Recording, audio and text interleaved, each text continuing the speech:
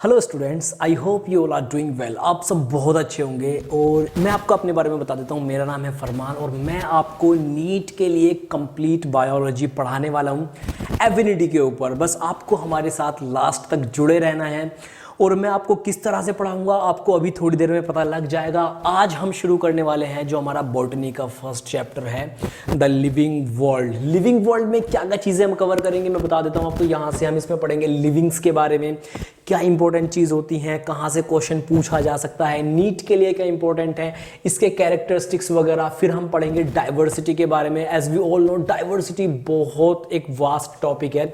यहाँ से नीट के लिए क्या इंपॉर्टेंट चीज़ें हो सकती हैं, यहाँ पर हम सारी चीज़ों के बारे में पढ़ने वाले हैं। फिर हम पढ़ेंगे टैक्सोनॉमी के बारे में, फिर हम पढ़ेंगे टैक्सोनॉमिक कैटेगरीज के बारे में और टैक्सोनॉमिकल एड्स के बारे में। जितने भी इंपॉर्टेंट क्वेश्चन हो सकते हैं यहाँ से नीट के लिए, उन सभी चीज़ों को मैं आपको इन लेक्चर्स में बताऊंगा। डिटेल में सारी चीज़ें पढ़ने वाले हैं। तो वी कैन से, जैसे कि आपने भी बहुत अब से पहले सुना होगा, early success is a scam, great things takes time. तो हम डिटेल में पढ़ेंगे, थोड़ा टाइम ज़्यादा ज़रूर लग सकता है, लेकिन हम यहाँ से नीट क्वालिफाई हमें करना है तो सब कुछ बहुत अच्छे से पढ़ने वाले हैं हम। बिना किसी देरी के शुरू करता हूं मैं। हम सबसे पहले शुरू करते हैं, चैप्टर का नाम है लिविंग वर्ल्ड। तो सबसे पहले हमें डेफिनेशन पढ़नी पड़ेगी, लिविंग क्या होते हैं। देखो, आपके जो डाउट्स क्वेरीज वगैरह हैं वो आप कभी भी पूछ सकते हैं। आपको कमेंट करने का ऑप्शन होगा, आप कमेंट करके पूछ सकते हैं। आपके लिए डाउट सेशंस रखवा देंगे, आपको प्रीवियस ईयर क्वेश्चन समझाएंगे, आपको जो भी प्रॉब्लम आएगी सब कुछ बताएंगे, बिल्कुल एकदम, वो भी फ्री में। तो लिविंग के साथ में शुरू करते हैं। अगर मैं लिविंग की आपको डेफिनेशन बताऊं तो मैं अपना एग्जांपल देता हूं। मैं एक लिविंग ऑर्गेनिज्म हूं, एक लिविंग ऑर्गेनिज्म हूं। आप लोग की अगर मैं बात करूं तो आप लोग भी लिविंग ऑर्गेनिज्म हो, आपके फैमिली मेंबर लिविंग ऑर्गेनिज्म है। चलो, ये तो आप सब समझते ही हो, लेकिन अगर मैं थोड़ा सा इस चीज को आगे लेकर जाऊं, अगर मैं आपसे कहूं कि आपके घर के बाहर कोई एक डॉग है, कैट है, वो भी आप बोलेंगे लिविंग ऑर्गेनिज्म है। बोलो क्या सर, कितना सिंपल सिंपल चीजें बता रहे हो। बताते हैं, अभी रुको जरा, सब्र करो। उसके बाद थोड़ा सा और इस चीज को आगे लेके जाते हैं। मैं आपसे कहूं कि एक ट्री है, वो भी एक लिविंग ऑर्गेनिज्म है। मैं आपको थोड़ा सा और आगे लेके जाता हूं। मैं आपसे कहता हूं कि बैक्टीरिया, क्या बैक्टीरिया लिविंग है या नॉन लिविंग है? आप बोलोगे कि यस लिविंग है। क्यों लिविंग है, उसके कैरेक्टरिस्टिक्स अभी जब मैं आपको ये थोड़ा डिटेल में बताऊंगा लिविंग के बारे में, तो आपको चीज़ें थोड़ी सी समझ में आएंगी कि क्या कैरेक्टरिस्टिक है, बैक्टीरिया क्यों लिविंग है, नॉन लिविंग क्यों नहीं कहते हैं। उसके बाद में मैं आपको कहूँ वायरस, तो यहाँ आके चीज़ें थोड़ी सी गड़बड़ा जाती हैं। डोंट वरी, वायरस को पूरा डिटेल में पढ़ेंगे। तो लिविंग ऑर्गेनिजम्स बेसिकली कुछ जनरल कैरेक्टरिस्टिक्स हमने इसके लिए रख दी हैं। जैसे कि सबसे पहला साइंटिस्ट ने बोला, मतलब जब इसके बारे में जंग छिड़ी के लिविंग क्या होता है इसको एक्सप्लेन करना है, लिविंग कैसे होता है इसको एक्सप्लेन करना है, तो इसके बारे में एक जंग शुरू हो गई। जंग बेसिकली क्या थी कि लिविंग की डेफिनेशन, एक साइंटिस्ट ने कहा कि लिविंग ऑर्गेनिजम्स या लिविंग थिंग्स वो हैं जो क्या करते हैं, ग्रोथ शो करते हैं। क्या करते हैं? ग्रोथ शो करते हैं। ग्रोथ मतलब कि उनमें बढ़ोतरी होती है, ग्रो करते हैं वो। अब यहां पर आकर चीजें थोड़ी सी डगमगा गई। कैसे, जरा ध्यान दीजिएगा। मैं अपना एग्जाम्पल लेता हूं, मैं एक लिविंग ऑर्गेनिज्म हूं, मैं किस तरह की ग्रोथ शो कर सकता हूं, या आप अपना एग्जाम्पल लेकर देखोगे। ग्रोथ में अगर हम सिंपल सा देखते हैं बच्चों, तो हाइट बढ़ गई, इंक्रीज हो गई। जब पैदा हुए थे तो छोटो मोटो से थे, आपको पता भी नहीं था कि आप कहाँ पोटी कहाँ सूसू कर रहे हो, लेकिन ग्रोथ हुई आपकी, आप बड़े हो गए, आप 4 फीट 5 फीट 6 फीट तक हो गए, 6.5 फीट हो गए, आपकी हाइट एकदम लंबे तगड़े, लड़कियां बढ़ने लगी। एक ये ग्रोथ हो गई। दूसरी ग्रोथ क्या हुई? दूसरी ग्रोथ ऐसे हुई जो आपके सेल्स थे, एक था जब जाइगोट बनता है तो सिंगल सेल होता है ना, अब एक होता है कि स्पर्म होता है, एक ओवम होता है, एग होता है, वो दोनों आपस में मिलते हैं और मिलने के बाद में जाइगोट बनाते हैं। जाइगोट से आगे चलती हैं चीजें। जाइगोट से चीजें जब आगे चलती हैं तो जाइगोट से जो होता है वो सिंगल सेल है। अब जब उस सेल में ग्रोथ होती है तो 2 सेल बनेंगे, माइटोसिस होता है, 2 से 4 बनेंगे, 4 से 8 बनेंगे, 8 से 16 बनेंगे, 16 से 32 बनेंगे, मोर्यूला, गैस्ट्रिला, ब्लास्ट्रिला, इस तरह की स्टेजेस आती हैं। एक ये ग्रोथ हो गई। तो किसी ने कहा, किसी साइंटिस्ट ने कहा कि ग्रोथ को हम क्या बोलेंगे, ये फंडामेंटल कैरेक्टरिस्टिक है किसी भी ऑर्गेनिज्म्स को डिफाइन करने के लिए। ग्रोथ ये सिर्फ लिविंग ऑर्गेनिज्म्स में होती है। अब एक साइंटिस्ट और आए, जैसे कि हम जानते हैं कि नई नई चीजें आती रहती हैं, नई नई चीजें आती रहती हैं। एक साइंटिस्ट और आए, उन्होंने कहा कि नहीं नहीं, हम इसको फंडामेंटल कैरेक्टरिस्टिक नहीं मानेंगे, यानी कि ग्रोथ जो है वो मतलब कैरेक्टरिस्टिक तो है कि हाँ लिविंग ऑर्गेनिजम्स में देखने के लिए मिलता है, लेकिन सिर्फ लिविंग ऑर्गेनिजम्स में मिलता है ऐसा नहीं है। अब आप बोलोगे कि ऐसी कौन सी चीज है भाई जो नॉन लिविंग्स में भी ग्रो करती है, तो आपको एक एग्जांपल देता हूं। अगर मैं आपसे कहूं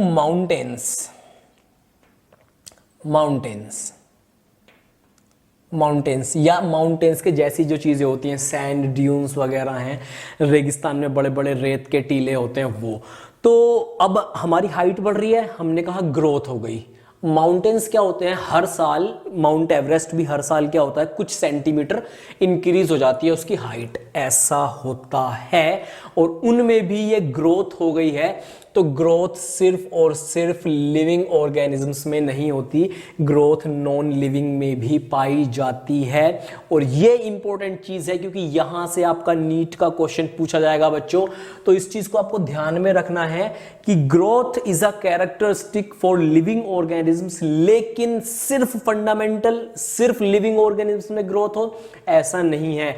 एक ऐसा एग्जांपल आपसे पूछ सकते हैं कि नॉन लिविंग ऑर्गेनिजम्स में कोई ऐसा एग्जांपल बताइए जिसमें ग्रोथ होती है, तो आप उसको बोलेंगे क्या, माउंटेन्स डू शो ग्रोथ। याद रखिएगा, नीट में आ सकता है। उसके बाद जो ऑर्गेनिजम्स हैं जितने भी, अगर मैं आपका एग्जांपल लूं या किसी का भी एग्जांपल ले लूं, कोई dog, cat, elephant, buffalo, cow, trees वगैरह, कुछ भी मैं ऐसा एग्जांपल ले लूं, उनमें एक बहुत इंटरेस्टिंग चीज ये है कि जो ग्रोथ होती है लिविंग ऑर्गेनिजम्स में वो होती है कैसे, फ्रॉम इनसाइड। अब यहां पर बड़ा एक चेंज आपको देखने के लिए मिलेगा, इस चीज को आप ध्यान देना, एक बार ध्यान से एक बार इसको देखना समझना। मेरा कहने का मतलब है कि अगर मैं बोल रहा हूं कि आपसे कोई लिविंग ऑर्गेनिजम्स है, यहां पर हम बात कर रहे हैं लिविंग ऑर्गेनिजम्स की, और मैंने कहा आपसे कि ग्रोथ होती है बट फ्रॉम इनसाइड, तो जितने भी लिविंग ऑर्गेनिजम्स हैं, मैं हूं, आप हैं, जितने भी ह्यूमन बीइंग्स हैं, एनिमल्स हैं, बैक्टीरिया हैं, कुछ भी हैं, उनमें जो ग्रोथ है वो इनसाइड से हो रही है, मतलब शरीर के अंदर से हो रही है। कभी आपने देखा है कि बाहर से कोई मिट्टी उठ के आई, आपके कहीं यहां डोले शोले पे लग गई और आपकी बॉडी बन गई, ऐसा होता है क्या, नहीं होता है। बल्कि अगर आपके मसल्स भी गेन हो रहे हैं तो जो मसल्स हैं वो आपके अंदर से बन रहे हैं, बाहर से कोई चीज आके यहां पर नहीं जमा हो रही है। अब आप बोलोगे सर बॉडी दिखा रहे, अरे नहीं, समझाने के लिए दिखा रहा हूं सिर्फ। तो लिविंग ऑर्गेनिजम्स में जो ग्रोथ होती है वो इनसाइड से होती है, अंदर की तरफ से होती है। बल्कि और जो ये जो नॉन लिविंग ऑर्गेनिजम्स हैं, जैसे कि मैंने आपको एग्जांपल दिया माउंटेन्स, इनमें जो ग्रोथ होती है वो कैसी होती है, इनमें आउटसाइड, इनमें जो ग्रोथ होती है वो बाहर की तरफ से होती है। जैसे कि मिट्टी उड़ के आई, इस पहाड़ के ऊपर जो थी वो चिपक गई, और आंधी चली वो इसके ऊपर आके ठहर गई, मिट्टी जमती चली गई, इसकी हाइट बढ़ती चली गई, मिट्टी जमती चली गई, हाइट बढ़ती चली गई। तो इस तरह की ग्रोथ को बोलते हैं ग्रोथ फ्रॉम आउटसाइड। और तो जो माउंटेन्स में ग्रोथ होती है वो आउटसाइड, मतलब कि बाहर की तरफ से होती है। और जो ह्यूमन बीइंग्स या लिविंग ऑर्गेनिजम्स में जो ग्रोथ होती है वो इनसाइड, अंदर की तरफ से होती है। ये दिया था नहीं एग्जांपल मैंने आपको मसल्स वाला, तो इसको आपको याद रखना है। यहां से नीट का क्वेश्चन पूछा जाता है और अक्सर पूछा जाता है, अब से पहले भी पूछा गया है, आगे भी चांसेस है कि पूछा जा सकता है। लेकिन ये बहुत बेसिक सी चीजें हैं और इनको कई लोग स्किप कर देते हैं, तो स्किप नहीं करना है, अच्छे से पढ़ना भी। आपके जितनी भी डाउट्स, क्वेरीज हैं वो यहां से सारे क्लियर होने वाले हैं। तो एक समझ में आ गया ग्रोथ कैसा है, लिविंग्स के लिए कैसा है, नॉन लिविंग्स के लिए कैसा है। थोड़ा सा आगे चलते हैं, इसमें कुछ और चीजें देखते हैं। ग्रोथ के अलावा एक और इंपॉर्टेंट चीज है, जैसे कि एक टर्म और बताया, फिर एक दूसरे साइंटिस्ट आ गए, उन्होंने कहा कि ठीक है, ग्रोथ को अगर नहीं मानते हो फंडामेंटल कैरेक्टरिस्टिक लिविंग ऑर्गेनिजम्स का, तो हम दूसरा बताते हैं। और दूसरा क्या है, रिप्रोडक्शन। रिप्रोडक्शन बेसिकली उन्होंने कहा कि ये भी क्या है, एक बिल्कुल ये सिर्फ और सिर्फ लिविंग ऑर्गेनिजम्स में होता है और किसी में नहीं होता है। अगर कोई लिविंग ऑर्गेनिजम्स हैं तो उसमें रिप्रोडक्शन होगा ही होगा। उन्होंने ऐसा कह दिया कि अगर कोई लिविंग ऑर्गेनिज्म है तो उसमें रिप्रोडक्शन होगा ही होगा, बिना इसके उसको हम लिविंग ऑर्गेनिज्म नहीं मानेंगे। तो क्या अब आप लोगों से मेरा क्वेश्चन है, जितनी अभी आप में समझ है, जितना आपने पढ़ा है, तो मुझे बताओ कि ये जो रिप्रोडक्शन है, क्या इसको हम कह सकते हैं कि हाँ अगर कोई लिविंग ऑर्गेनिज्म है तो उसमें ये रिप्रोडक्शन होगा ही होगा? क्या ऐसा पॉसिबल है? कोई ऐसा एग्जाम्पल कुछ जो एक्सेप्शन हो। तो चलो, एक फिर कुछ और साइंटिस्ट आए, उन्होंने कहा नहीं नहीं भाई देखो, हम आपकी बात नहीं मानेंगे, बिल्कुल भी नहीं मानेंगे। रिप्रोडक्शन को हम फंडामेंटल कैरेक्टरिस्टिक नहीं गिनेंगे। हाँ, हम ये जरूर कहेंगे कि लिविंग ऑर्गेनिजम्स की एक कैरेक्टरिस्टिक ये है कि वो रिप्रोड्यूस करते हैं, लेकिन सब में होगा ये कंपलसरी है, ये हम बात बिल्कुल नहीं मानते। जाओ जो करना है कर लो। उन्होंने कहा ठीक है, एग्जाम्पल बताओ, आप हमें उदाहरण दो कि क्यों नहीं मानोगे। रिप्रोडक्शन की अगर हम बात करें बच्चे, तो इसमें रिप्रोडक्शन बेसिकली क्या है? ऑफस्प्रिंग्स का प्रोड्यूस करना ना, सबकी शादी होती है, बच्चे पैदा होते हैं, स्पर्म ओवम का फर्टिलाइजेशन होता है, जाइगोट बनता है, इसको रिप्रोडक्शन बोलते हैं। 1 से 2, 2 से 4, 4 से करके सेल बनते हैं, सेल्स में इस तरह का रिप्रोडक्शन होता है। बैक्टीरिया का अगर आप एग्जांपल ले लोगे, एक बैक्टीरिया है मान लो, तो वो बैक्टीरिया या तो बाइनरी फिजन के द्वारा 1 से 2 में कन्वर्ट हो जाएगा, ये भी एक तरह का रिप्रोडक्शन है, इसको हम बाइनरी फिजन बोलते हैं। इस तरह का रिप्रोडक्शन भी होता है। ह्यूमंस में होता है कि मेल और फीमेल जो है गैमेट्स आपस में मिलते हैं, ऑफस्प्रिंग एक बेबी पैदा होता है, इस तरह का ये भी रिप्रोडक्शन हो जाता है।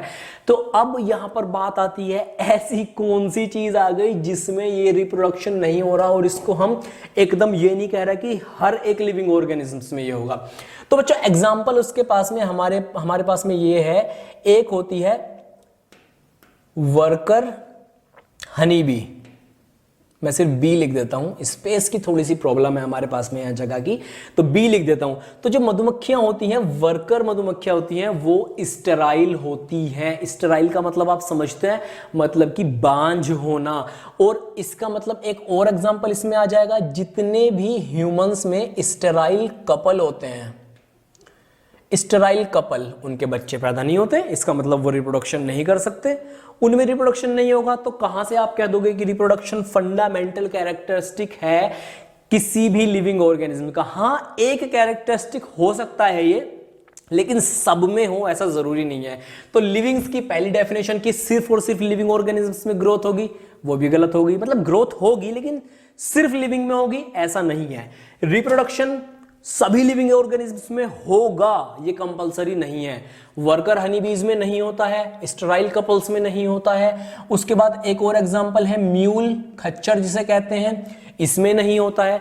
तो सभी का मतलब एक कैरेक्टरिस्टिक है रिप्रोडक्शन भी लिविंग ऑर्गेनिजम्स की, लेकिन सबके अंदर रिप्रोडक्शन हो ऐसा पॉसिबल नहीं है। यहां पर हमारे पास एग्जांपल्स हैं, वर्कर हनी बी है, स्टेराइल कपल है, म्यूल्स हैं, इनमें रिप्रोडक्शन नहीं होता है। तो reproduction is a likely a characteristic of living organisms but not in all the cases.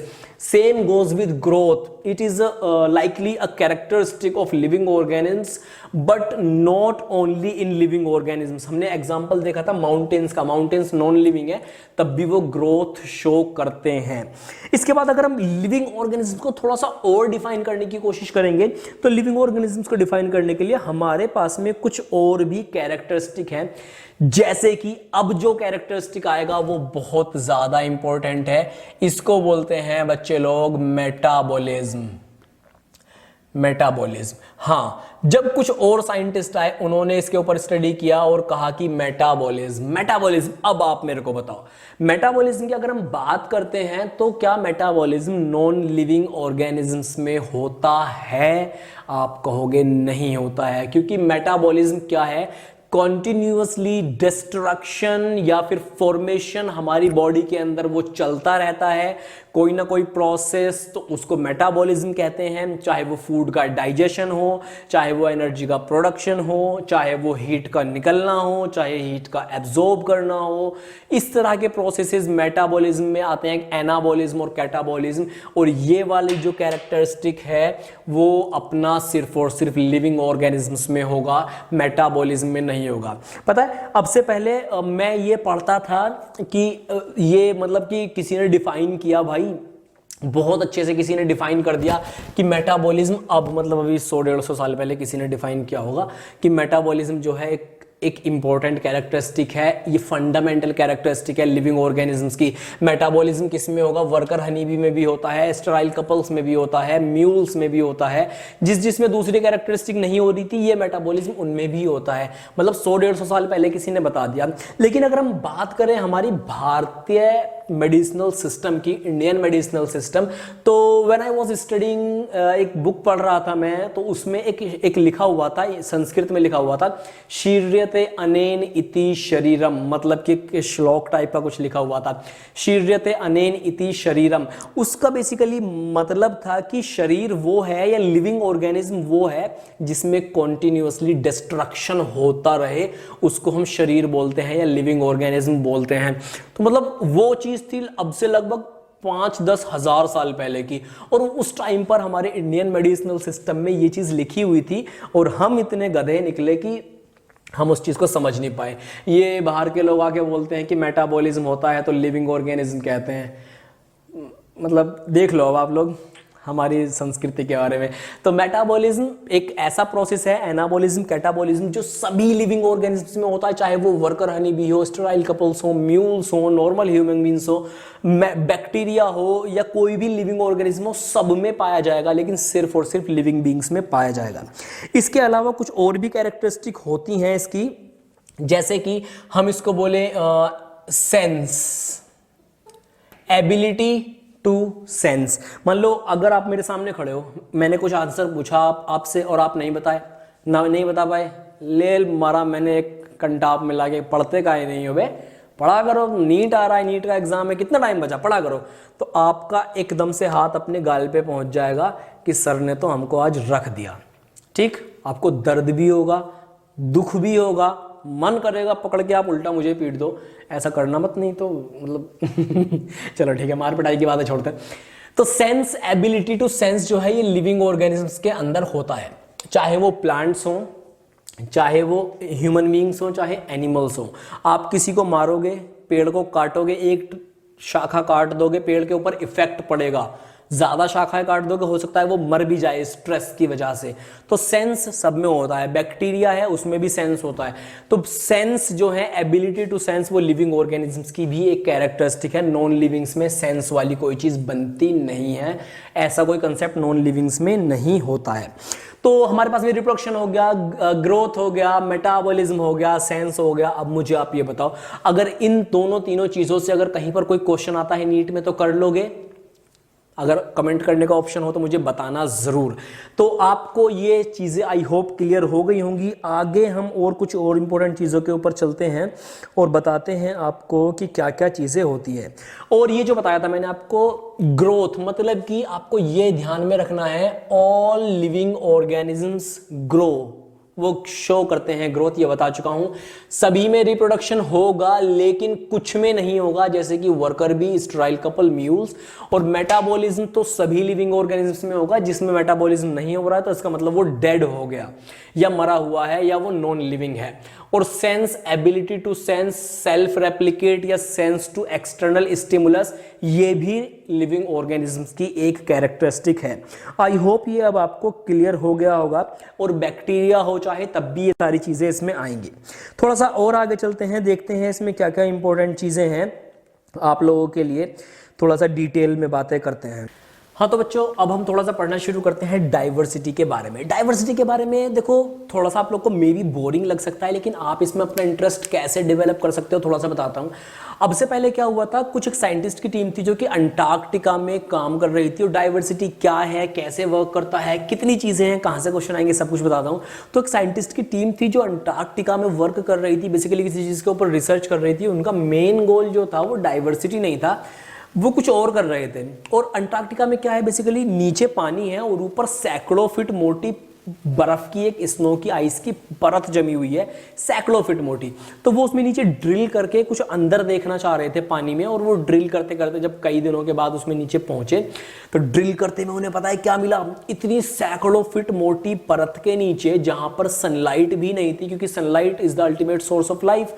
अर्थ के ऊपर जहां पर सनलाइट भी नहीं थी, वहां पर उनको कुछ फंजाई या एल्गी या ब्रायोफाइट्स जैसे कुछ मतलब कुछ नजर आया उनको। और दे ऑल वर शॉक्ड कि इतना नीचे, पानी के नीचे जहां एक्सट्रीम कंडीशंस हैं, जहां पर टेम्परेचर माइनस सैकड़ों कुछ होगा, और जहां पर इतनी मोटी बर्फ की परत जमी हुई है, उसके नीचे सनलाइट भी नहीं पहुंचती, और वहां पर भी लाइफ एग्जिस्ट करती थी। तो अर्थ के ऊपर कहने का बेसिकली ये मतलब है, अगर आप ऐसी चीजें देखोगे तो आपका इंटरेस्ट बढ़ेगा थोड़ा सा लिविंग ऑर्गेनिजम्स के बारे में जानने का, डाइवर्सिटी के बारे में जानने का, टैक्सोनॉमी के बारे में जानने का, और आपको मजा आएगा इन सब चीजों को पढ़ने में। तो डाइवर्सिटी के बारे में बेसिकली थोड़ा सा बात करते हैं। अभी हमने देखा था लिविंग ऑर्गेनिजम्स के बारे में, मैंने आपको कुछ एग्जांपल दे दिए, ह्यूमन बींग्स हैं, डॉग्स हैं, कैट्स हैं, वगैरह वगैरह इस तरह की चीज़ें हैं। तो अगर मैं कहूँ आपके पास में, अभी आप अपने घर पे रहते हो, शहर में रहते हो, यहाँ से बाहर निकलो, एक जंगल में चले जाओ, अब आपको वहाँ जाकर थोड़ा सा कन्फ्यूजन होगा कि चलो ठीक है, शेर चीता मेरे सामने आएगा, मैं पहचान लूँगा। अचानक से आपके सामने एक ऐसा जानवर आ जाए जो आपने कभी देखा ही नहीं है, क्या करोगे? कैसे डील करोगे उसके साथ में? कैसे पता लगाओगे कि क्या है, खतरनाक होगा, कैसे होगा, क्या नाम होगा, क्या करता होगा, खाता क्या होगा, वेजिटेरियन है, नॉन वेजिटेरियन है? तो इस अर्थ के ऊपर अगर हम देखें, इन जनरल लगभग 1.7 से लेकर 1.8 मिलियन स्पीशीज अभी तक डिस्कवर किए जा चुके हैं। और मैं सही मानने में कहूँगा यहाँ से आपका क्वेश्चन नहीं आता है, क्योंकि ये डेटा जो है टाइम के साथ चेंज होता रहता है, चेंज होता रहता है, क्योंकि नई नई स्पेशीज हमें मिलती रहती हैं, डिस्कवर होती रहती हैं। कुछ कुछ पुरानी स्पेशीज जो हैं एक्सटिंक्ट भी होती रहती हैं, एंडेंजर होती रहती हैं। तो ये डेटा चेंज होता रहता है, तो यहाँ से आपका क्वेश्चन नहीं आने वाला है। लेकिन अब आप ये देखो, लगभग 1.7 से लेकर 1.8 मिलियन स्पेशीज को हम जानते हैं। अब आप अगर नाम सोचना शुरू करोगे, ह्यूमन बींग्स जानते हो, डॉग्स को, कैट्स को, एलिफेंट्स को, जितने भी A for apple, B for ball में आपने एलिफेंट, कैमल, गोट, काव, बफेलो ये सब पढ़े थे, इनको आप जानते होगे। या कुछ और एक्स्ट्रा, स्नेक्स वगैरह, चींटी वगैरह, ग्रास ऊपर वगैरह, इनको जानते होगे। क्या आप याद रख सकते हैं 1.8 मिलियन स्पेशीज का नाम? सोचो ये कितना बड़ा अमाउंट है, कितना बड़ा अमाउंट है, कितना ज्यादा बड़ा अमाउंट है।